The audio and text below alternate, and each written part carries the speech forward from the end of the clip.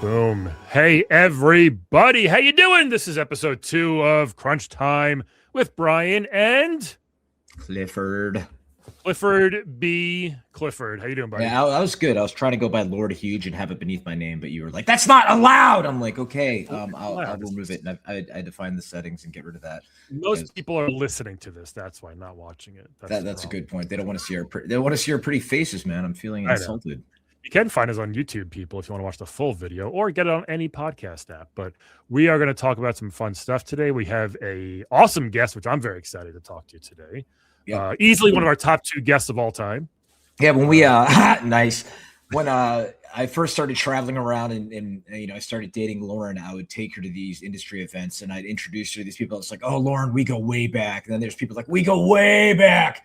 And then she'd always be walking away. She'd be like, "How far back?" And I'm like, "Oh, 5 years." And then, "How far back?" 10 years. "How far back?" 15, 20. "Okay, I'm old. Leave me alone." And so I realized, starting this lovely podcast with you that, you and I can start leveraging our Rolodexes and guilting people that we've known over the years into coming on and just shooting the shit. So I think it should be fun. I think it's a great idea. Do you want to bring in our guest now and then we can start? Yeah, because I'm sure he'll have some things to say, especially over the first topic, especially having worked in music. We are going to bring in our guest, Alex Brandon, everybody. Let him hear it. How's it going, y'all? Oh, man, sound bites. I love it. I love it. Thank you. Thank you very much. Composer, musician, voice actor, Alex Brandon. How are you, sir? I'm doing okay. Thanks for having me on this shindig. Yeah. Let's shoot some shit about all.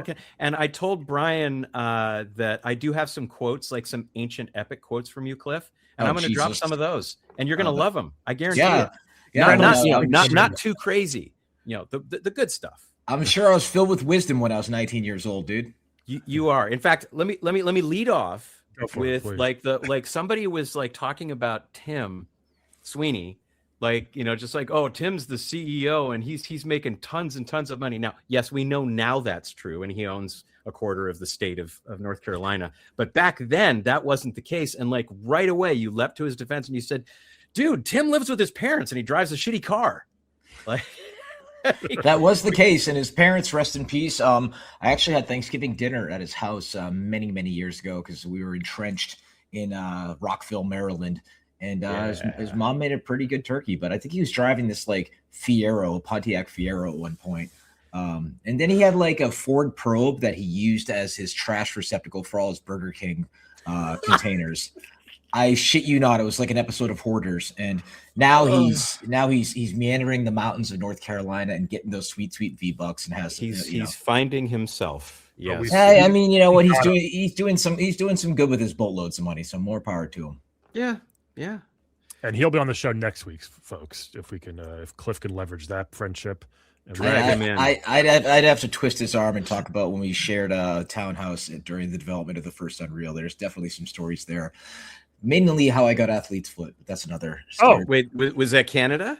That was Canada, wasn't it? In Waterloo, Ontario, eh? There were some fun, times in the frozen wasteland of Canada. Yeah, like James Schmaltz put it in a college town because you had the university right there, and there was really nothing to do in that town, which I guess was a good thing because I would wake up and go to work for 16 hours and then just go back in, masturbate, and go to bed, and that was my life. It helps you sleep. It really did. And then before alcohol and Ambien and all the other stuff, and now I just go to sleep. So I'm at peace with myself. But now you do when you wake up, which is weird. Also, you start your day like that. It's kind of random in my case. Sometimes it's an Instagram trigger, and I'll just be like, "Oh, here we go," and then sometimes it's waking up, sometimes it's sleep. Yeah, random. I had a whole bit that I want to do talking about that actually masturbating into a urinal would be the ideal way to dispose of your ejaculate, as opposed to a sock or your stomach, because you're doing the waddle to the bathroom with your pants still around your ankles, and you can't, the Kleenex never gets it all. Like, you have to use the washcloth, and this is what led to the jizz mopper conversation last time. It is very unruly. That's 4 minutes in, folks. Cliff couldn't wait longer.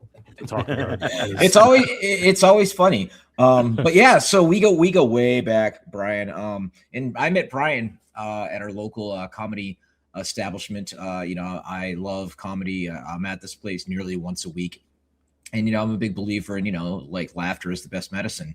And, I've tried open mic like 20 times and have failed about 19 of those times. But I found little nuggets here and there that work. And then it's like, iteration on, anything creative. You find the things that work and you take that and, like, let's polish this off and kind of revamp it, redo it.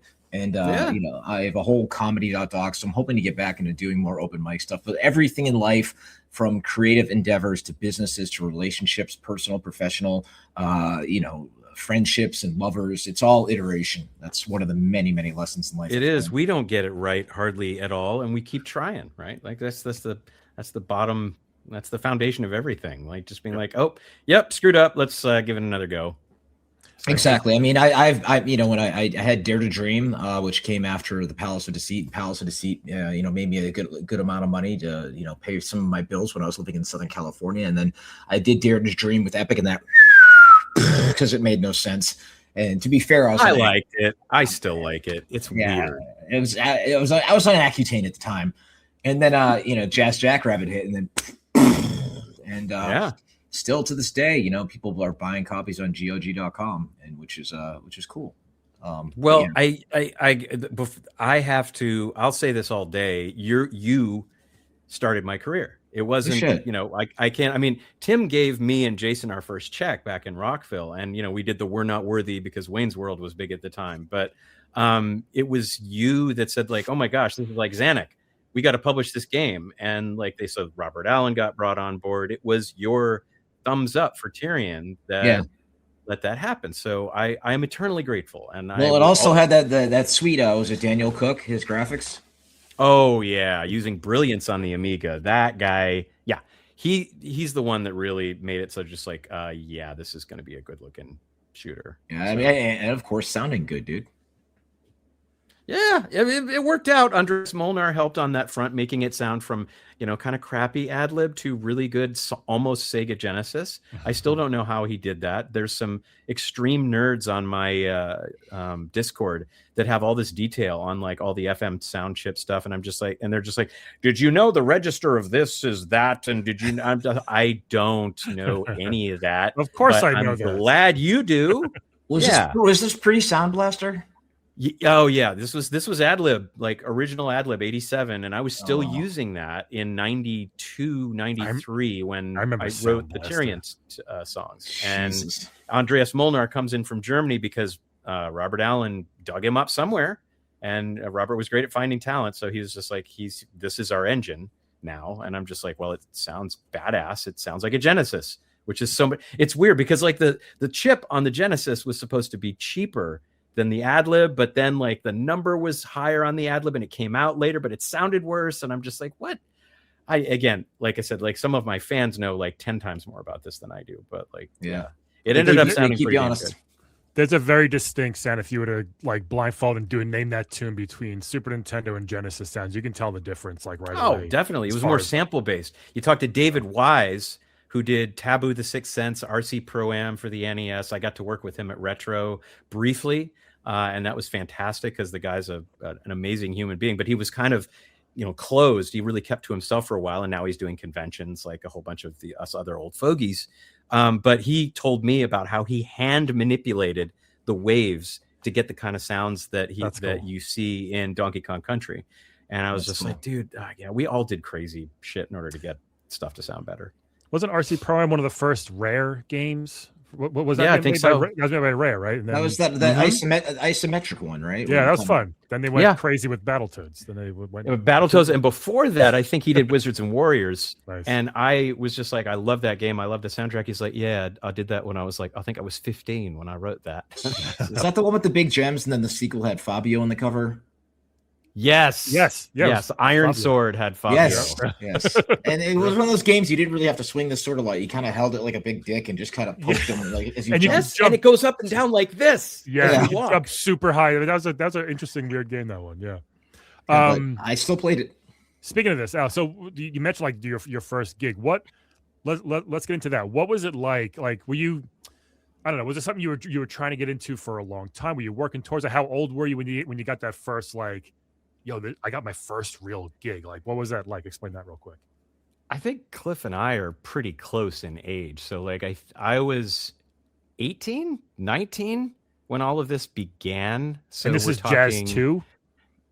So Tyrion / Jazz 1 is when everything started. So we sent so my oldest friend Jason Emery, who lives pretty close to me in Kirkland, he had a parallax scrolling engine, and we were all about like, oh my gosh, Shadow of the Beast is the coolest thing ever. We got to do more parallax. Yeah. That game rules. Yeah. It is. I mean, it looks good. That doesn't mean it's going to be right. The remake. The remake is very good. I did play the remake not too long ago. I haven't checked that out. It was one of those games you just walk forward and you punch, and it's like 2 pixels in front of you. That's all you have. Yes, you have to be within that tiny little window, which is incredibly. I mean, that was the equivalent of a Souls-like for back then, I think. Yeah. So yeah, like we sent in a demo to 3 people: Apogee, Epic, and Origin Systems. And Origin was just like, what? Like, this is not our kind of game. We don't like, and they were kind of insulated with their own IPs like Ultima, and they had already made that massive name for themselves. And then you have the shareware companies, and you got Apogee, and you got Wing Commander, and you got Apogee and Epic. And Cliff knows this very well. But like, the bizarre thing was, I got a glossy folder with the Apogee logo on it and all of the paraphernalia that says like, we're the best shareware company. And I got a glossy Epic folder. Like, the logo sizes were the same. They ordered from the same 1-800 warehouse, like the Miles Kimball catalog or of Oshkosh or whatever you want to call it, of glossy folders. And they both sent, perspective, they were different companies, but the same pitch, essentially the same kind of materials. So I was just like, yeah, I guess. But as it turns out, Apogee already had Stargunner in play at that point, and that was like a kind of an R-typey, but not super great. I don't remember. They had Raptor. One. Yeah, Stargunner was their side scroller, and Raptor was the Tyrion, like what people were comparing Tyrion to because it was top down. Okay. But they had both of those, and they were like, maybe not right now. But Epic was like kind of still going a little further than where Tyrion was at the time. So they're like, hey, let's put this in our budget label, Safari Software, which was run by Robert. Yep. And when we got Dank, Daniel Cook, the graphics, kind of went through the roof. And, the art style went really high quality. And they're like, let's make it a full Epic release. So that was around 93, 94, actually. So I would have been 1920. What was young Cliff like during Jazz 1, Jazz 2? Young Cliff was a wild and uncontrollable heathen. No. Like dead serious at work.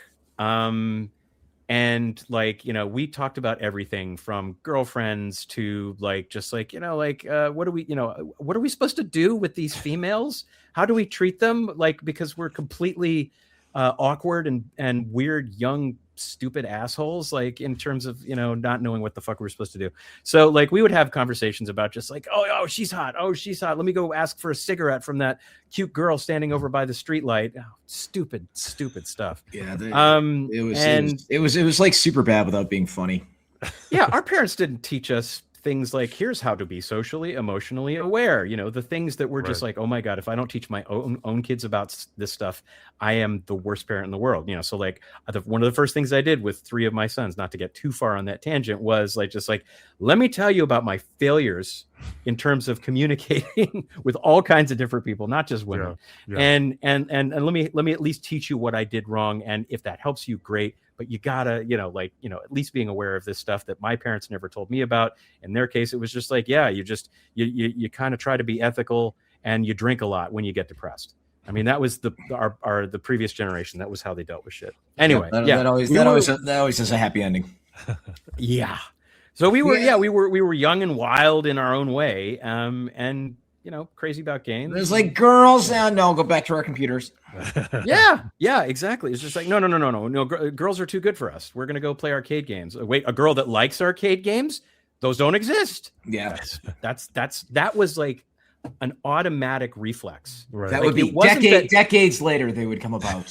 No, it wasn't. Yeah, it wasn't some old guy on a horse with all dressed up in leather and tough guy with a rifle and smoking a Marlboro saying like, no, girls aren't supposed to play arcade games. Girls aren't supposed to be engineers. We weren't instructed in that way. It was an automatic response that I had. I was just like, girls are too good for this shit.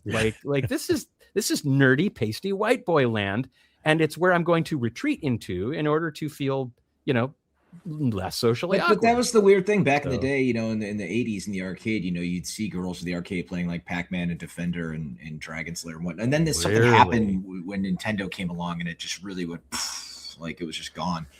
I don't know. That's a whole other really? So that's that's a really good point. But I mean, to use them in advertisements, like let's get somebody in shorts to play Miss Pac-Man, and that's how we're gonna do our thing. Oh and God, all the 90s we know our market. So cringe.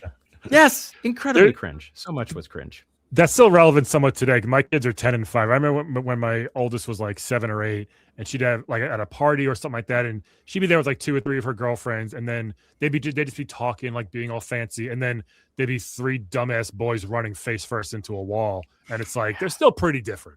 They're still very different, Yeah, boys will be boys. Yeah. And Dragon's Lair, there's a hard game. Impossible. It was so hard because you couldn't. You're in a bowling alley. You're in an arcade. That game has to be played with audio cues.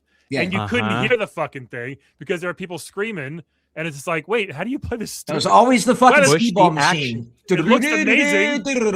Yeah, but it looks great, but you can't play it. You have to play it at home. And push the button at the exact right time. Yeah. I swear, it felt like I put in a quarter, and 2 seconds later, I would see myself turn into a skeleton. I'm like, what across the just bridge happened? You'd lose immediately with the bridge. We had the Scholastic book club. We get that little folder with it's like 10 pages. They had How to Win at Dragon's Lair, and I bought that for a couple bucks. And I love that. It still it didn't help because they had the little audio cues, as you were saying, the little ching ching, and they would kind of light up which way you go, and you had literally like a quarter of a second to react. Otherwise, boom, done. Like the original. I was not clued into that, and I still have terrible reflexes. I'm not a Souls-like champion by any means. So let's move on to like when you. What was your biggest? Would you say is Deus Ex like the big one for you? Would you say, and like you've done big stuff, you've done. I looked at you like Bejeweled 3. You've done like the spectrum. Is there a difference going into those things where it's like either a mobile game or a big game, or do you go into it the same way? How do you feel about and tell us about the experience of getting Deus Ex? That's a good question. Yeah, Deus Ex is probably the biggest. Yeah. It's really heartwarming to see it's still on a top 50 list of all time or a top 10 RPG or whatever it is. And even though the team had its level of dysfunction, like all teams do, I think we were all familiar with that. But it's, I went into that because I was a fan of System Shock. Mm-hmm. So I sent Warren Spector a demo.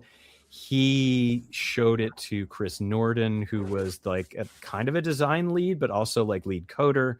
And Chris and I became friends afterwards. But Chris was just like, "Wow, you did Unreal and Unreal Tournament. We're using mods. This is a slam dunk. I think you do a great job." And they brought me into Austin. But before that, Warren just said I think your music sounds pretty good and you're a System Shock fan. So I did some remote music first before, there was actually an option. And it's one of those what regrets do you have? I'm like, I don't really have regrets, but there's things I'm like, what if? And one of the what ifs is they were looking for, so Stan Nouveau was working at Retro at the time this was after he was at Ion Storm Dallas with John Romero. There's plenty of stories about that place. Plenty of stories about John Romero. Good ones and bad ones. But so the Stan said, I'm at Retro. We need an additional sound designer. Yeah, it's not an audio director position because the audio director position was at Ion Storm because they didn't have one. And I was like, I'd rather have an audio director position with with this new project, even though I wasn't as familiar with Deus Ex as it was in development, or I think they had I don't think they said they were working on Metroid at Retro, or maybe they did. It was a while ago. So that was a tough choice because Metroid, I've got what is this? How can I? Nice. There. Like guitar with screw attack or vary or whatever you want to call it. Yeah. So Metroid fan, but I chose Ion, and that's how I came to go live in Austin. So that's how that happened. But as far as other projects like mobile, there's a ton of stories. I mean, each project is different in its own way. Some projects are just like I submit stuff, it gets thrown over a fence, it gets put into the game, it sounds pretty good. Other games, I'm just like, I want to dive into this and do things moment to moment. And it feels great to want to score a game. It's ridiculous in terms of time and budget, but sometimes that's what you want. Like there's games that I see that actually inspire me. It's a little rarer these days because I'm older and I've played hundreds, if not thousands at this point. Oh, that's just this meets that. Yeah, it's just, I mean, what was it? Cliff, you remember, I think Electronic Gaming Magazine or Electronic Games, and there would be the Atari ad that would be a 2-page spread that had all of the Atari 2600 games in boxes neatly organized. And as a kid, I was like, I'm never going to play all of these. And that was back then. Yeah. So now I'm just like, yeah. Well, now it's all about who's streaming what, right? And what are the top 10 things? It's like, my wife loves Counter-Strike and whatnot. Now she's playing Subnautica 2 because it came out, early access. Boom, bazillion people watching, and I'm like, does that even have music in the game? Because she's playing music on the stream at the same time. It's like music in games to some extent. It's a bit of a lost art lately. But that's the thing is, I want, to have the music kind of go. I love, when the monsters attack and the combat music kicks in, and then you defeat the combat bowl, and then the music's like, and you're like, it's just such a huge part of the experience. It's kind of telling the player what to feel in a good way. Right? Well, Expedition 33 was a great game in itself, but that music put that game into top 5 all time for me. It was that good, I thought. Is that a bad sigh or a good sigh? No, I just started playing. Oh my God, it's fucking amazing. Well, so yeah, I mean, I started playing it, and then they've gotten to the point where Gustav is getting ready to go on this journey. That's the first 30 minutes, right? Yeah. I'm definitely sucked in right now, but I get this sensibility of just I'm getting a little bit of musical, like Les Mis. I'm getting a little bit of JRPG. I'm getting a little bit of there's the actual gameplay. Some of it is ho-hum, everything I've played before. But some of it isn't. The combat has some pretty cool aspects. The pairing is so there's some cool combo of turn-based versus real time. Yeah. So I like that already. The boss fights in there and the music. There are some parts where you just you want to just put the controller down and just close your eyes and listen to it before you start doing anything. It's that good. It's incredible. I'm looking forward to it. Sweet.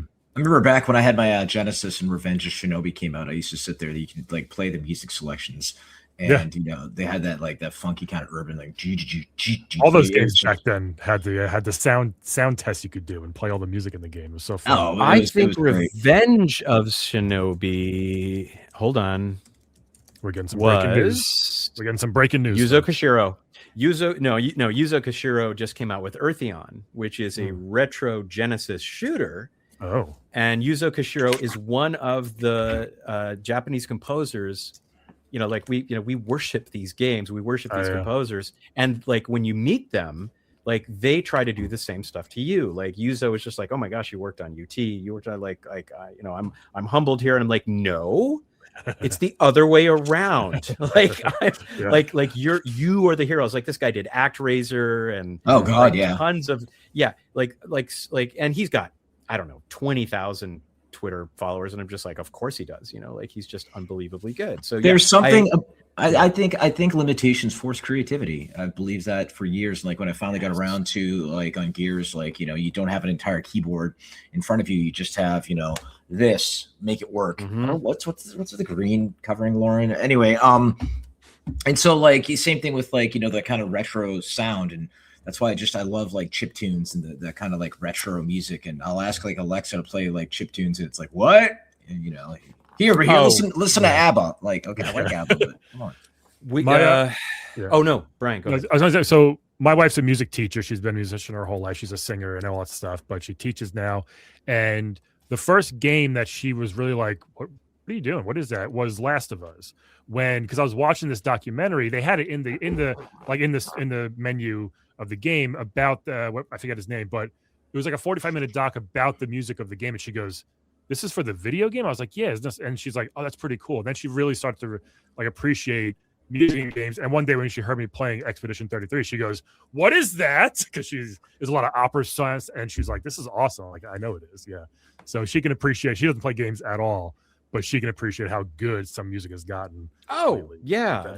Some really big, I mean, Ghost of Yote is the thing that I'm really into. I was lucky enough to, I got to, the community here in Seattle is great, and Sucker Punch is here. So we took a visit there. They talked about the Foley. They didn't talk about the soundtrack because it was mainly the sound design team.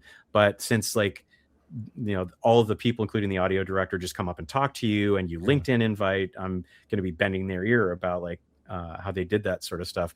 But at the same time, it's funny. Here's like the modern stuff. Like some of the modern music can get anyone's attention. They could just be like, that sounds like a film that's got nuance. It's got like live performance. It's got all this amazing stuff.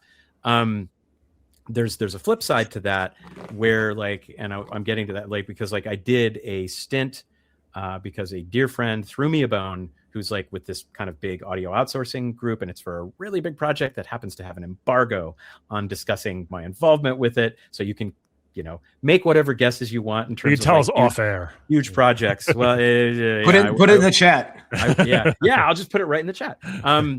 So it'll be soon. I'm going to put it into my reel, but that is I've crunched before, but the intensity of work on that just for sound design, I was just people hit it so hard for the big games these days. It needs lots of, sleepless nights. It needs a lot of, just going back and forth. It needs a lot of layers in between the actual, creative person and all of these approvals, et cetera, et cetera, et cetera. The bigger it is, the more of that there is. And it's hugely stressful at the same time as being exciting, right? So that's kind of the new norm in terms of game dev. And like I said, if I could go back and do it again, yeah, hell yeah, I definitely would. But I don't know for how long any one person can stretch that kind of dev cycle. So when I think about music, and somebody comes at me and says, we've got a spreadsheet of 800 different things and we need to parse it. And we've got 12 producers doing this. And we've got 3 different orchestras that we're combining all the stems from. And then there's the interactive integration portion. We have 5 people on. I'm a little bit okay, where is it? I go back in time, not to retreat, but to just be my brain does these comparisons. And I'm just sort of what if we just wrote a track and got the feel of it? And, maybe not just slam it in.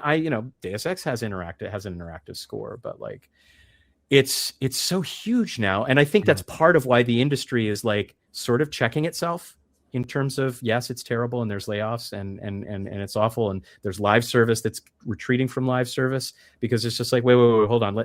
Let's be more focused now. Let's bigger is not necessarily better. Exactly. And I look at games Mouse PI, which, now I have all this time to just play all these games and playing through Mouse PI start to finish. And it was just thoroughly enjoyable. And it sold, if I recall, nearly 1 million copies. You look at games like Pragmata that came out and they're doing really well. I think gamers are burnt by the games as service model these days. Some of them Apex and Fortnite, are still chugging along and doing well.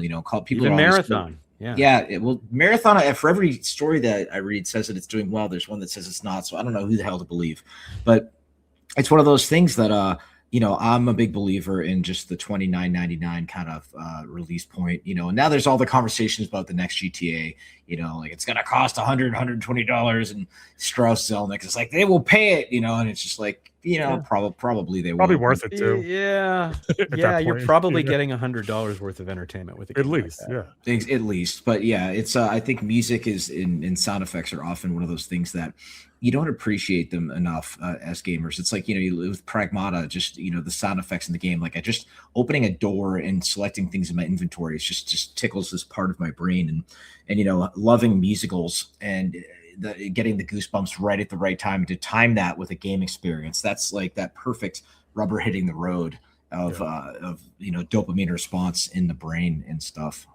There's like millions of games that have done it like before. I'm going to mention this, but like I think Shovel Knight really gave like indie games can have fucking killer soundtracks. I was waiting for that. You know what I mean? Like that soundtrack is, I'll just listen to that. I'll hey Google, I'll have them play that sometimes because it's so fun. It's so good.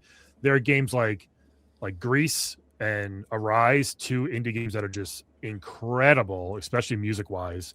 It's like you don't need $1 billion for this. Like this is a small team that made this beautiful soundtrack, and I love that in games nowadays. Celeste, don't leave out Celeste. Don't leave out Celeste. Incredible. Is it something Sisters? Gianna Sisters? Yes, Gianna Sisters, which was Chris Hulsbeck. Yeah, so on Shovel Knight, interesting little story there. Years ago, Dan Gardape, who did like a track for Unreal, like he does, and he did a track for Jazz 2 as well. I had no idea. He did the psychedelic area. Oh yeah, Jazz 2, not the hippie area, the Dream. Sorry, the Dream level that was in the add-on pack. So he lived in Boston for a while. I think he works for or it used to be Kush Games. It's now 2K or whatever it is. And it was late 90s, around Unreal times.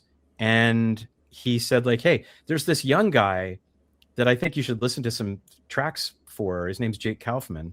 And he's with this group Tapeworks that we're all doing sound for various things, but he's really wanting to get into game soundtracks, and maybe you could give him some feedback or whatever.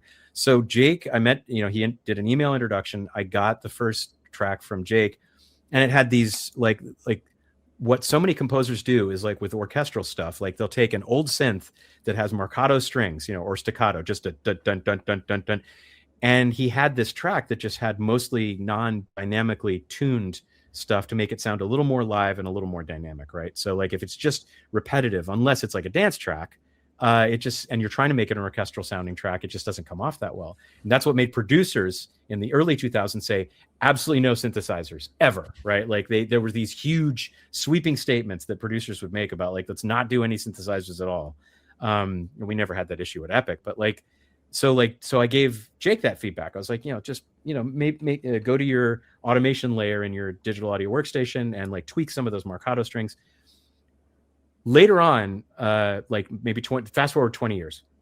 So I knew about, I think this was after Shovel Knight, but like Jake tracks like a lot. He does mod files and that sort of stuff. It's like the early days of Epic and Epic Pinball and all that jazz. But he sent me this track called Nightfall Over the City. And he was like, Deus Ex kind of inspired this track. And I listened to it and I'm like, you have far surpassed my skill. Far surpassed it. Like you have shot into the stratosphere with just like your compositional ability and all of the stuff that you do. And we collaborated on a track that I did for a Kickstarter album. And I was just like, yes, how do I... He's a monster. Now, what he did, like he exploded a bit, and then he wanted to start a studio in LA with a whole bunch of composers all writing music and doing streams and all that stuff. And it crashed because we have our own challenges in life. I won't get into the details. It's just like, there was a big crash. And I was like, I get the crash. When things get really big, you're starting to make a ton of money, a whole bunch of people are talking to you, things can happen. And so like he kind of went into this space where like, I think there was a Kickstarter that just kind of fell flat or whatever it was. And people were like, what's Jake doing? I'm like, I haven't talked to him in years, but I'm just leaving him alone and trying to check in and see if he's okay and stuff. And I think he's still doing fine. I think he's still doing a bunch of projects, but there's a darker side to all that. Whereas, a lot of devs that I've known either get out of the business or wind up in a bad place or full on just So that's why it's important to check in once in a while with people you worked with many years ago. It's one of those things like, what you ever hear about so and so? No, what happened to them? And it's right. It's this dark, seedy underbelly of just entertainment in general. I was going to say that's I'm a comic, so I know a lot of people who've gone that way. Unfortunately, that's what I hear like the most out of, and we my family and even my ex and my boys, like we all love John Mulaney, and we just saw Baby J, and I was just like, this is great. Like, this is just, this is a look at reality with the same comic spin. He had his own issues with substances, right? A lot, yes, big time. Yeah, he's gotten clean, I believe. So it's great. Well, I mean, that's the whole thing about like Matthew Perry, right? And I remember like being at the supermarket. I think it was a Ralph's in Southern California, and there was a cover of People magazine. Matthew Perry, happy, healthy, and hot. And then years later, and then I like whenever like a friend or a celebrity passes, you're always like, what got him? And then it's like, oh, he wasn't wearing a helmet on his motorcycle. I'm like, that sucks, but And then, then if it's cancer, it's like, God damn. And then I need to go to the doctor. And then when it's, it was ketamine, and, same thing with like Michael Jackson and propofol, then it was something like that. It's like, good Lord. And it's amazing, like how fragile the human condition is. And especially when you have a creative mind, how easy it is to drift, Brian, I mean, in comedy, like I'm a huge fan of Doug Stanhope, and, he's just still parties and drinks like a fish, but his work is still on point. And I think it's kind of like Jackie Chan's Drunken Master, where I think for somebody like him, he has the genetics, and it totally like helps him somehow. I mean, you got people like Mitch Hedberg, Chris Farley, Greg Giraldo, Belushi, some of the best, funniest people ever. That way too short, unfortunately. So yeah. And it's amazing. It keeps going in terms of story. Well, George Carlin like got asked by Charlie Rose at one by Charlie Rose. Actually, no, that's more like the Inside the Actors Studio. But like he got asked by Charlie Rose if it's like what's your secret to just, you seem very angry about a lot of things, but how much of that is actual anger? And he's just like, he's just like, I just don't give a shit. I do not care. Like, I think that humanity has doomed itself, and that like, the best we can do is, we can get a laugh out of it, not to make fun of it, but just to be like, are we just going to sit and stew, or are we going to, take a funny look at everything? I have seen so many people online post if we only had George Carlin in this day and age and everything that's going on. And I think it was wine and pills that eventually got him. Oh, really? Okay. Yeah. And it's just, it was also like 90. Yeah, that too. He was up there. I mean, okay, so he lasted a while. All right. I mean, mostly that. You can't be on the substances and be at a certain age, because at some point your body's just like done. Yeah. But yeah, so Alex, real quick, what's your favorite stand-up comedian of all time, and besides Brian here? Sorry. Besides Brian, which I've told Cliff I need to make it out to North Carolina to do karaoke, to see his stand-ups and your stand-ups. Favorite stand, it's a hard pick. So there's different, periods of time that I really like different comedians in. I got to see Carlin in Vegas for like first anniversary with my ex, and that was fun. I liked him a little better earlier in the 80s, because like it's just like fucking this and fucking, and it wasn't so much the swearing, it was just like, more of the angry old man type. When I saw him in the early 2000s before he passed in North Carolina, he was just the whole set was just him ranting and being angry. I was just like, okay, man. Yeah. So some things he can put a funny spin on, like a man was eaten by a 22-foot bacon, lettuce, and tomato sandwich today. Like that's just weird and funny. So I'd say that he's up there. Richard Pryor. I got to see so just like randomly specials will show up on Netflix, and when your kids get old enough, it's great to be able to be like, yep, you're 13, 14, 15, whatever, let's start tiptoeing into the stuff. It's like, yeah, there's going to be some language here and some topics. But I watched all kinds of crazy shit with my youngest son, Sean, and Richard Pryor was one of those. And I wouldn't say we were crying, but it was hard to breathe when he was doing his heart attack scene. like, talking about the realities of heart attack. He's just like, you moved, didn't you, motherfucker? He's just like, no, I swear I didn't move, you lying motherfucker. Like, so that was a riot. These days, again, it's I'd say a combination of Tom Papa and Eliza Schlesinger, who is I love Eliza. Who is so like on point with social stuff and hot. And then there's also let's see, and John Mulaney are three of folks that are up there. But there's a lot of good comics out there. Brian, there's probably a ton of competition. It's probably not easy. Of course. We got to meet Eliza after one of her shows, and I paid for the meet and greet, and we got on stage to get the photo. And she's like, "What do you want to pose?" And I was like, "Let's do a Street Fighter pose." And she did Hadouken, and I have it printed so cool. Down in my movie room, and she signed it the second time that I saw her. Did the same thing with Nikki Glaser. And we're in the era where there used to be like women can't be funny, and now we have all of these. Well, also Gilda Radner, like hello. There's so many funny female comedians, but now we're in the era of the female comedian who's not only funny but also really pretty. And I don't know what the hell's going on, but I'm here for it. Well, there's an Australian comedian that I was introduced to that it does have a Netflix special. Brian, I don't know. Is it Aislinn B or something? Is that her? That one? Oh my god! Now I gotta hold on. Netflix. I saw her on something recently. She was on actually one of Richard Ayoade's travel shows, and she was so. I'm sorry, Hannah Gadsby. Have you heard of Hannah Gadsby? Hannah? Yes. Okay. Yeah. So we saw. I think it's Nanette.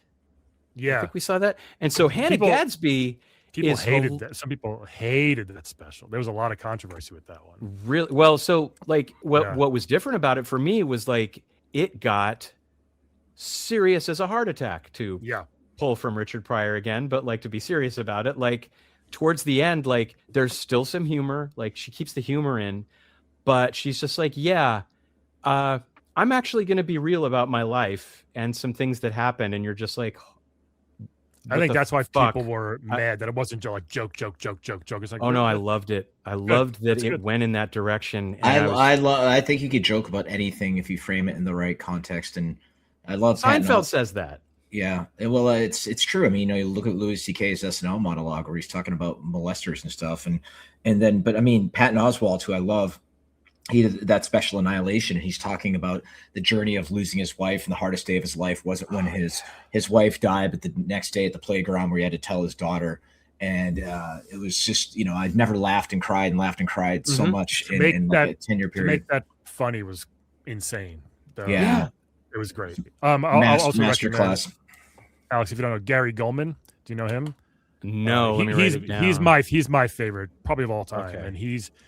One of his specials a couple of years ago was called The Great Depression, where he talked about his bout with depression and everything, and it was just like he's a genius as far as stand. He's one of the funniest dudes. You probably know him from he's got that bit from Conan where they abbreviate the states. It's a pretty famous bit, but you may have seen it. You'd be surprised at what I'm not familiar with. Gary what? Gary what? Goldman, Gulman. He's one of the best there is. Yeah. All right, I'm definitely checking that out. It's good stuff. There's a lot of good comics. There's a lot. What? Anyway, segue. Two more games I want to talk about. Go for it. My one you may see behind my favorite thing is Ninja Turtles, and you worked on one of the Ninja Turtle games. Tell us about that real quick. What was that one? Oh, geez. Yeah. So Jeff Broadbent is a composer that, like, over the years, he would do the thing. And the thing is, you try to gimmick yourself up in terms of sending demos to audio directors. So I would go from Ion Storm to Midway to Obsidian. And at Midway and Obsidian, you just get contacted by people that want to work with you. So Jeff has always been one of those people. I never directly hired him, but he was nice enough to hire me, like not to do music, but to do sound design for Ninja Turtles. It was a French company, and I don't remember the exact the exact version of the game. It felt a little like the arcade game, which was really cool, right? Like the artwork was kind of in that style, and it was fun to play. So like, don't mess with success. I think you could probably put out who knows how many sequels to the arcade game for Ninja Turtles. The NES version is the one that I really liked the music for, but it was a little too difficult. So yeah, working on that was awesome. you know, I went to go see the first film when it came out in the theaters, which I enjoyed quite a bit. Super Mario Brothers movie with Bob Hoskins. Anybody? Hell yeah. Maybe a little different of an experience in terms of like what the hell was that? But yeah. Speaking of movies, Cliff, do you want to talk about our Mortal Kombat movie experience? You timed that perfectly. Like that was good. Huh? Well, the credits roll, and I'm there with Brian and our friend Chris, and so Lauren's there, like, okay, that happened, and I'm like, we're like, is there an after credit scene? Is there an after credit scene? And then like Lauren gets bored. She's like trying to find like, okay, is there a Clifford in the credits? Is there just trying to pick out names, and there was not a post credit scene. But I honestly don't remember the last Mortal Kombat movie. Like, I don't know. It was kind of forgettable to me, but this one, like, you know, the setup was great. You could tell they had a budget for this. And it was, you know, I learned years ago, when in doubt, give the people what they fucking want. And that's the Mario movies, the Sonic movies. And this movie gave us exactly what we want. They nailed it. It was so enjoyable. The second movie. Did you see it, Alex? Did you see it? No, I was going to say, I have to check it out. Really good. Like, first of all, it's so funny at point. There's a character, I don't want to give it away, but he's so funny in it. Okay. The story's fine. It's exactly what you think. The action was great. It wasn't like, there was no really corny dialogue, you know what I mean, that you kind of expect from these games. We were laughing. We were just like, oh, this is great. Like, there was times we like they had those serious moments, like, you know, the Earth realm and blah blah blah blah. And then you know, like, you know, you have Kano and all that, who's making these wisecrack comments. But you know, I remember. Oh my God, you know, Rosebud is a sled, man. I remember seeing the side of, I think it was Mortal Kombat 3, and seeing Quan Chi, I think is his name, the bald guy on the side, and I was like, that is like the dumbest looking motherfucker. And it looks like a person tried to scare you with the fair, like, you know, haunted mansion, and like, you it's know, like Uncle Fester not in shape. Yeah, and he actually is an integral character within, you know, life and death within the whole IP. But anyway, he was great in this adaptation. I thought. Really sweet. Good. He was. But I mean, Carl Urban. I love the boys this season's a little bit uneven, but overall, I think Carl Urban's one of the most underappreciated actors. And they did this whole bit with Baraka, which was great. And it was nice and bloody and violent. Who's gonna die now? Who might come back? And then, you know, you're waiting for that song, right? You're like, okay, of course, it's like, it's coming. And then when it finally, you start hearing, dun, dun, dun, dun, dun, you're like, ah, you know? Yeah. I saw the old one in the theater.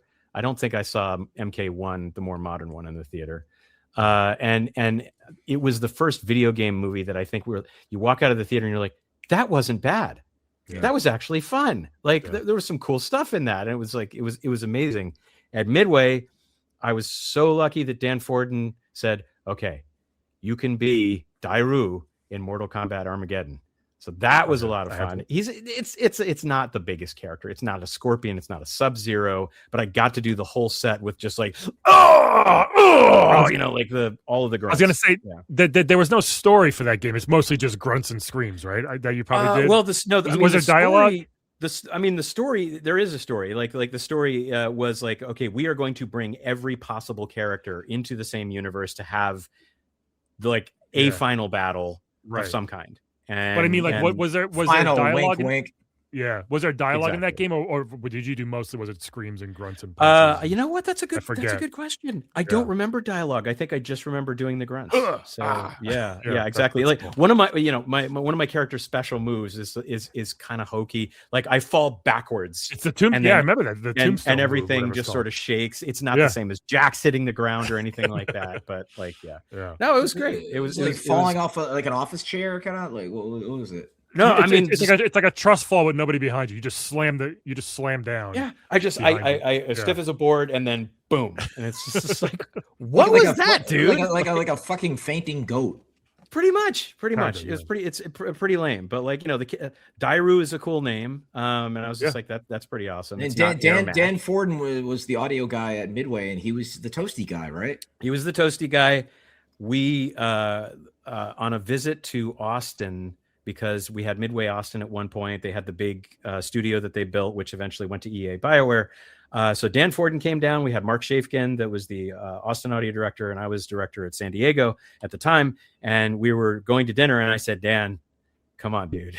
And he's like, and I was like, I know you get asked this all the time, but you're with friends. It's internal. It's not like, some fanboy thing, but like it is at the same time, because I grew up with this. And he was like, fine.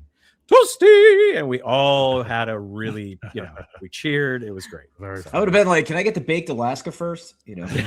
Exactly. He retired like a few months ago. And he's so great career, like pretty much most, if not all of it at Midway, like 30, 40 years, I think. So yeah, Midway had some amazing games. I mean, he worked on like Smash TV and Total Carnage and all that, right? Yeah, Dark, like just about everything that came out. NBA Jam. You remember you used to be like, boom shakalaka. Yeah, yep. I mean, and then they were the dunk, and they were like literally hitting the rafters when they go into dunk and everything. Yeah, and that was the classic game that, like, even if you didn't like basketball, it was still a great fucking game. Yeah, He's on Fire is really He's on Fire. Mm-hmm. Yeah, so it was fucking classic, man. But yeah. Let's go. We have some fan questions. You want to go there? I do. Yeah. So my friend Adam, who's actually he did our theme song. He's a composer. He had a couple questions he wanted to ask you because he absolutely. Pros and cons of using virtual instruments versus traditional. Are there any, or what do you mostly do now? Do you play real instruments? Not really, but you know what I mean. Yeah. No pros and cons. Okay. So really, really good question. It used to. I came from Nerdville. I want to do just arcade, chiptune stuff and ad-lib stuff. And then there, at some point, Enon Zur says like, we've got to do orchestra. Like, I don't know if you guys are familiar with, he did Starfield most recently. And he said like, let's do an orchestra for Gauntlet. And we did, and it was great. And I was like, wow, this is like a movie. And then you sort of take a step back, because you're just like, is it a game anymore? And we all had those, sort of back and forth. There's room for everything. Like everything is a tool in the toolbox. You should familiarize yourself. And there are so many individual instrumentalists that are just out there, and they're like, I want to work on games. Send me whatever. I'll record it remotely. It's going to make your game sound better. It will. We can think along the lines of just like, oh man, this is going to be too expensive. It's usually not. You do not underpay anybody, unless they're just like, okay, I have a trust fund and I'm living off of the trust fund. I'll do whatever, right? Like that's fine, I guess. But for the most part, like, you get their rates, you pay them what their rates are, and then it's like an hour, and you have some awesome live music in your game. Now, having said that doesn't always mean that's going to be the thing. You might want to go chiptune, or you might want to use all synths and make it like a Tron type score. So it's there's benefits to both. I mean, you're talking about the classic, like, write the song and then record it with a full orchestra and like in an old cathedral kind of vibe. Or yeah, that's exactly what we did for Gauntlet, and that was great. I haven't done it since. I have a lot of virtual instruments by Spitfire that sound amazing and sound, like the average person probably couldn't tell they were live. At the same time, we're in an age now where there's so many layers, like, there's the drum machine, and drummers are afraid they're going to go out of business. Then there's samples, and then like live musicians are afraid, and some of them do, and a lot of them don't, because, they keep pushing that. Now we've got AI, and I'm just like, if I can have an excuse to hire a live player, I'm really going to take it. Yeah. I mean, that's the thing is, you look at it when everything went digital, and then, the rise of vinyl, or the return of vinyl. And we're in the era, my wife and I, when Suno came out a couple of years ago, we were screwing around with it, but it's gotten ridiculous with that. But there's just a certain, like, your average user can kind of smell and taste that kind of like the dirty fingers of AI on things. Yeah. But the crazy thing is, it's only going to get better. And, people will always want the real thing. Yeah. Nobody's going to go to a concert that's played by AI. I mean, well, yeah, maybe some people will, but like, I'm certainly not. Well, I mean, you look at your average DJ experience, and it used to be like break, right, and then now it's just like a dude. I remember seeing Girl Talk at the Wired Rave Awards many years ago, and he performed, and it's just him, little charismatic dude, and he just like hit a button and be doing this, and he just jump up and down, and everyone's like, yeah, and I'm like, yeah, and I'm sitting there like he's just hitting the fucking button, true. Yeah. But hey, there's some DJs. I went to Satellite Records a while ago, and there was a guy that showed me like the tempo matching, bringing one song into another, building up a crowd over hours of time. Like there's some pretty amazing DJ skills with a Z that's actually there. But yeah, there's also just beep, you know. Yeah, and it's the Andy Samberg SNL skit. Like, when's the bass gonna drop? And he's gonna drop. Yes, and then that's hilarious. All their heads explode. It's just great, I love that one. Was there ever a time you butted heads with a director on music direction or like director of a game? Oh, absolutely. Like yeah. Harvey Smith wanted much more low-key, subtle music because for Deus Ex Invisible War, because it was just like, okay, we're doing an immersive simulation. We want to be more like Thief, and we're going to keep it really low-key. Fans went just nuts. Not saying that the music sucked. Like, I think, there's plenty of appreciation for it, but like for all kinds of reasons. I recently told people about this. I finally experienced the thing that Cliff fears. And Cliff, we talked about this several times. Spiders? Oh, not just spiders, right? Like, I would just be like, hey, I'm getting a whole bunch of people that want another jazz game. Let's do a jazz game. And you're just like, nobody's going to be happy. There's no way it's going to be. And I was like, oh man, you're just being an old so-and-so and you're just throwing cold water on everything. Well, I worked on a game that was a spiritual successor to StarCraft and StarCraft 2, and the hardcore fans raked us over the fucking coals. Like, I love people that are passionate about games. I will not say that those people are not, human beings with feelings and all that kind of stuff. But like Tracy Bush worked on StarCraft 1 and StarCraft 2, and there were people that were like, it has to sound just like StarCraft 1. It's not impactful enough, and it needs to have that simple sort of raw, literally crappy sampled sound that was from like the late 90s, mid 90s. And Tracy was like, fuck you. That's the stupidest idea I've ever heard. We wanted to get into at least a little more fidelity, a little more immersion, a little more advancing the genre forward. And you're literally saying, I only want what I experienced for the first time. And I was like, this is what Cliff was scared of. Well, I get it. The problem is, my brother told me it's not exactly a unique thing to say, but nostalgia is the most powerful drug. And so many people are in love with the memory of where they were at when they first played whatever game. Was it spring? Was it summer? Did they have their first love? Did they have their dog die? Like, what? That just went all over the board. But you know what I'm saying? It's like people just love the idea of a memory, and so like Jazz 1 and particularly Jazz 2 largely holds up. And it's like go to GOG.com. I mean, if you want to pick it up, but it's like we had literally I'm friends with one of the lawyers over at Epic, and she's totally cool, totally badass, good friend of Lauren's and mine. And she's like, so little shop talk, like, what's the deal with Jazz? I'm like, you tell me, like, how about you go through that, like, like end of Indiana Jones, Raiders of the Lost Ark, like, Epic, legal document warehouse, and bust out your forehead, minor cap and start just digging through all of it and figure out where the hell that is, and then I would. There's plenty of some of my favorite games, as we had talked about earlier, Celeste, Shovel Knight, these like 2D retro platformers on the Switch, which I just adore. Let's see if we could get together a team like that. I don't know if how heavily I would be involved, but I still think a Jazz 3D in first person could be actually really interesting too. We tried it. Yeah.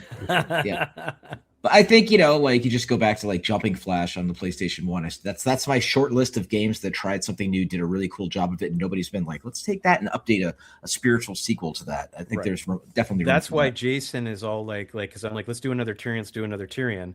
Talking about maybe doing a Tyrion LP. Cross fingers, something happens. A lot of people are just like, oh, hang that on my wall. I'm like, that's great. But Jason is just like, I would want to do, I'd want to do something so different. And I'm just like, I get it. Like, why do, the same old shooter? Because if you try and make the same thing, it's not going to live up to the memory. Exactly. So it has to have the feel and the vibe, but still kind of, and then you want to grow your audience while having the people who liked, the older one, because they all have kids now. And they want to be like, hey, this is like the sequel to something I loved when I was your age. Check it out. And like, oh, that's kind of cool, Dad. I'm going to go back to TikTok. Fuck off. Yeah. If we get 5,000, if we get 5,000 likes, Cliff will make Jazz 3. You heard it here first. Okay. There you go. Petition. What's the biggest misconception you've heard the public say about composers, if anything, maybe in video games? Biggest misconception about composers. I don't know. Sometimes I think. Well, okay, I got one. there are some people that I'm starting to break through this misconception, because there's people that are like, I can't work with Alex Brandon, he's too expensive. I've had people reach out. Please keep reaching out. It turns out there's a really big mod community. There's a bunch of indie developers out there, and they're like, I love Deus Ex. I love the games that you worked on. I'd like to be able to work with you as a composer. Some people, I'm like, here's my rate. Standard rate is actually not. It used to be $1,000 a minute. Cliff, I think you remember UT was like $2,000 a song, and so that was great back then.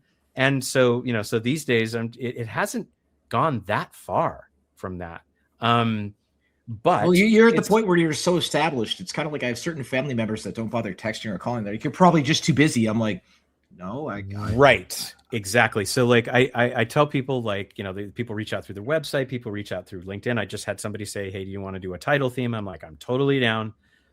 My rate's my rate. There is a range, because I know there's indie developers out there, and I'm just like, okay, in order to keep the lights on, it's this. I have enough time for that. Ideal would be this. So I tell people about that. And so don't be afraid to reach out and say okay, I've got a project. It'd be great to have you collaborate. Yes, a 60-minute soundtrack, probably unlikely for most people out there, but let's see what happens. So that's a misconception. And it goes from me to T. Lopes, who is he did Sonic Mania. And you want to talk about, wow, amazing platformer guy. He did Metal Slug recently. We had a conversation over Twitter, and he was like, dude, just reach out to indie developers. There's guys with rich dads. There's crypto bros. There's you name it. There's people with 40K soundtrack budgets or audio budgets for their indie games. You just got to reach out, because people are posting it on social media all the time. You just say, hey, what's up? So even if you're established, going to the top of what we were talking about, when you're at the arcade and there's that girl over there playing Shinobi and kicking ass, go talk to her. She's going to be talking to somebody. Exactly. Last fan question. Ever snuck a fart into a piece of music? God, I wish I had. Yeah. No, I haven't. But I did stuff with my friend Brian Rudge years ago in Modfile, and we recorded farts for those. Nice. We were an ex-girlfriend of mine recorded moans as well. There was a jazz track that we did with Jazz and Lori having some fun that did not get released. The furries would have loved it. They would have indeed. So I think there were some farts, but not in a hey, I'm releasing an official Alex Brandon soundtrack. And Alex, you were involved with the UT sound packs that Lonnie Manila did, because we wound up doing the ones with Howie where it's holy shit, monkey fucker and all that stuff, and then we had the version of her where Lonnie was doing double kill, multi kill, godlike, and it sounded like she was building to pleasure. And in hindsight, it was the most dumb sophomoric shit, but we were in our 20s. We're like, let's see if she can do that. Absolutely. There was what's the name of that? She was a synthesizer artist, around the time of Wendy Carlos and Tron, and she did Xenon, the pinball machine. And so there's somebody that when her normal speaking voice is sort of like this, and then you hear her recordings for Xenon, it's just multi-ball. Oh yes. And so kids going into the arcades are just I want $5 of quarters just for this game. That was the other SNL skit with Will Ferrell where they're at Thanksgiving dinner and they're squeezing the Heinz bottle, and then instead of the sound, it makes the sound. Oh, that's right. And then the mayonnaise one, they're squeezing the mayonnaise and it makes the guy sound oh. And the kid grabs the ketchup female one. He's like, I'm going to go to my room, and she's like, no, you're staying down here. Oh my god, that's great. On that note, yeah. Cool. Hey, did you ask we didn't ask the desert island question. Go for it. Where the hell is it? So what band / album you're trapped in a desert island? Which one do you select? Oh, one of these. Yep, it's always coming. God, yeah, the one that I sit and I try to figure that part out. Sitting on a desert island. Oh, I'm gonna totally cop out and say Peter Gabriel greatest hits. Yeah. Yeah. The greatest hits compilation is not a bad idea if you're stranded somewhere. That's good. Yeah, because like if you get Security, you've just got Shock the Monkey and a couple of others. If you've got Us, then all you've got is Digging in the Dirt and a couple of other ones, and then So would be a good one, of course. But in Your Eyes. Yeah, so that's the one off of that. But like the whatever it's called, 16 Golden Greats or something along those lines, like all of them are pretty badass. So here's the problem. Don't forget to bring batteries if you're stuck on the island, and a radio. So that's the issue. That's the issue. You gotta get the winding ones. Just a CD won't matter. You need or solar power. Let's talk about energy resources in the United States and the wise decisions we're making about our future. data centers and all that. Yes, let's talk about data centers and all the all the things. I'm so happy I got solar panels a couple years ago. Yeah. Oh, that's good. Good shit. What's next for you, Alex? What are you working on? Anything that you can tell us? Or whoa. Okay, so we're talking to somebody about so a guy Shivoxy reached out to me and said I've got a mod called RL Craft. And I'd like you to do, and it's for Minecraft. And I'd like you and Michiel, Michiel and I are going to keep working together until we die. I'd like you guys to do some music for it. So we're talking about that, as I mentioned earlier, a physical release for Tyrion as a soundtrack with Material Collective. Initial talks for that are going on. There's a project that hasn't been signed yet that I can't quite announce yet. There's the embargo thing, which was some really cool sound design work. And there's another thing that I'm in talks with people about that I'm hoping to hear some news about soon. I hate, don't you hate the whole just like, I'm under NDA and there's all this stuff. I'm working on something. Yeah. I don't know. To collaborate with Cliff would be great. There's talks. We're talking. Yeah, I was going to say, I don't know how much to say about along lines like that. Yeah, I'm going to keep bugging about like, just people are still asking about jazz. But like I said, I had that check where I was just like, if you don't want to do jazz, don't fucking do jazz. And like, although, wait a minute. The thing that I am starting to do that I'm less scared about myself is talking to Epic about releasing original soundtracks. Yeah. Now, I think Cliff and I both know that there's complications, there's complexities, there's how Epic is a different company now than the one that we joined a long time ago. There's people that I still talk to, like Stacey Conley, the community manager, who is an amazing human. And she's done some great stuff, like released like an Epic Classics set of stuff. Even Tyrion stuff was on that. That was great. But fans still ask about the original things. Like, I just want to go onto Spotify and type in Unreal or Unreal Tournament or Jazz or whatever and just play the stuff. They get so like laser focused on Fortnite and V-Bucks and all that stuff. It's like, guys, you have a small tiny crew of people that could embrace your past and remind them about where you're at in the future. Yeah, it's such a no-brainer. So when I went to the limited run store over here in Cary with my friend Adam like a month ago, and they have a whole section of vinyls from soundtracks. I'm like, and people buy them, man. It's just like, it's such a no-brainer. I love listening to this stuff. It's such a good idea. I hope that happens. What you're talking about? Fingers Dude, crossed. I mean, even you look at the Utes, and like the 15-year-old niece like loving Billie Eilish. She has to get the vinyls of that and Taylor Swift and all that stuff, and she literally has the record player. Like, and she's like, it sounds so much better on that. I'm like, sure it does. all is not lost on the Utes. Yeah, I saw all 3 Ninja Turtle games.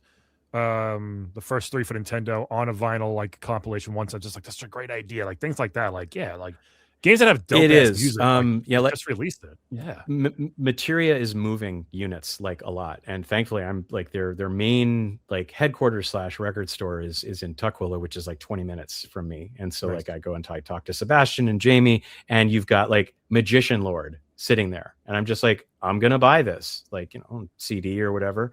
And that's friggin' awesome. And people do purchase that stuff. And it was, for the first responses I got, and I won't specify the company, was like, it's going to cost our lawyers $50,000 just to look at a contract for this. And so it's not going to be worth our time. And I'm just like, you don't think about short term. You think about long game.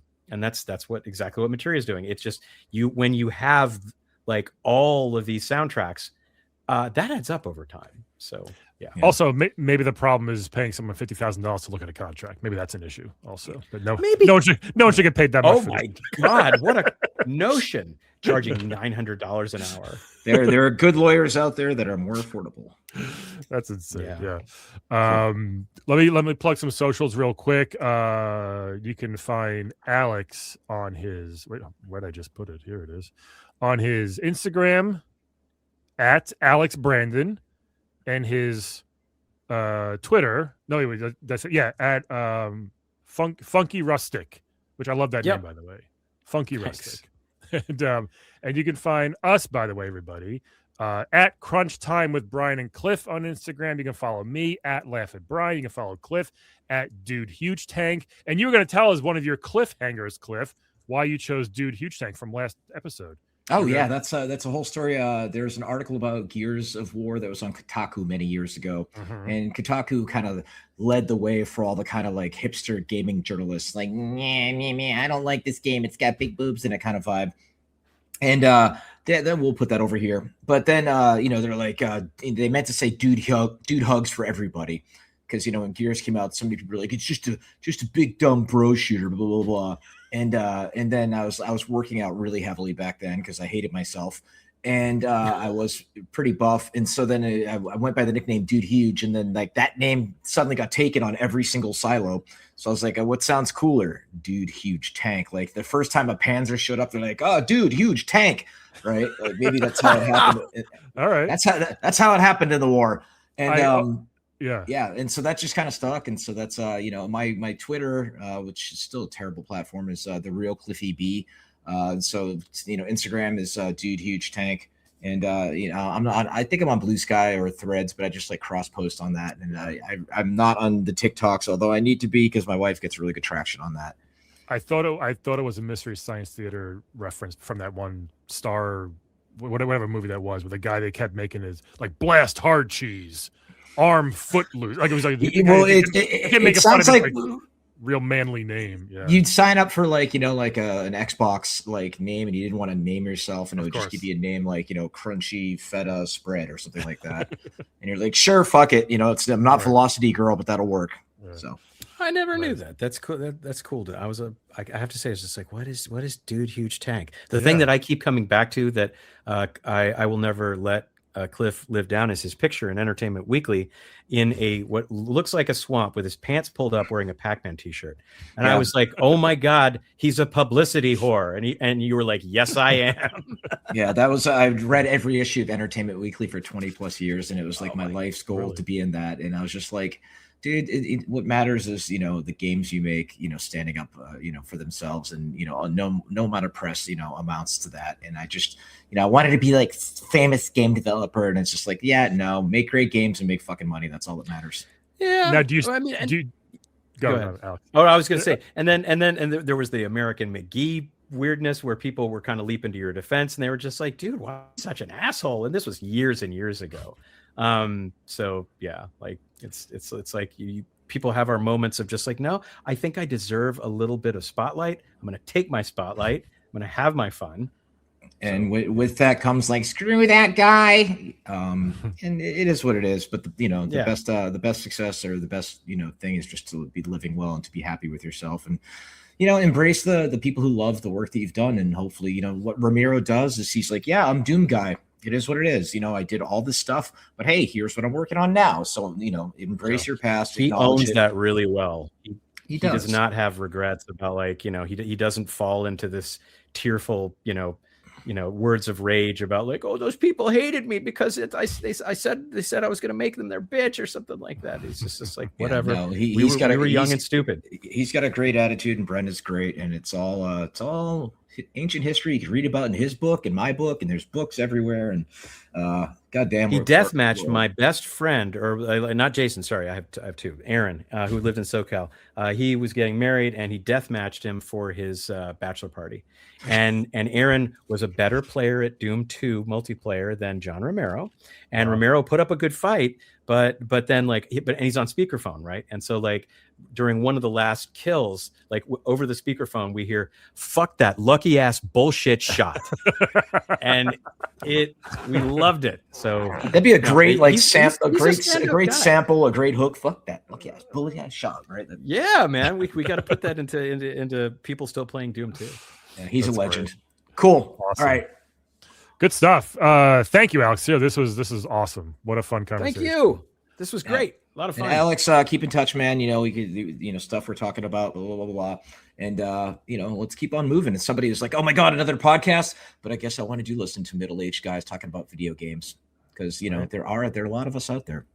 And Cliff, soon, maybe you will join us in our baldness. You have too much hair for this podcast, I just realized. That's true. Me and Alex have matching heads. You should see the back, so it's coming.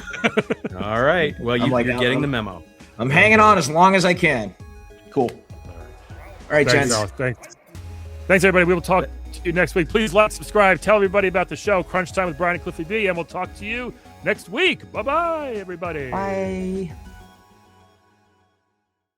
Hi, everyone. This is Brian McGinnis, comedian, voice actor, gamer, and now author. That's right, my new book, Playable Characters Podcast. The book is out now. You can buy it on all the big booksellers, BookBaby, Amazon, Barnes & Noble, the other ones. It contains 10 of my favorite episodes of my long-running podcast, Playable Characters, where I interview video game characters. The book looks awesome, and it contains extra fun stuff like original illustrations of each character, a foreword by 2 video game legends, Cliff Bleszinski and Mario himself, and some other fun bits throughout the book. Pick it up now, wherever you buy your books.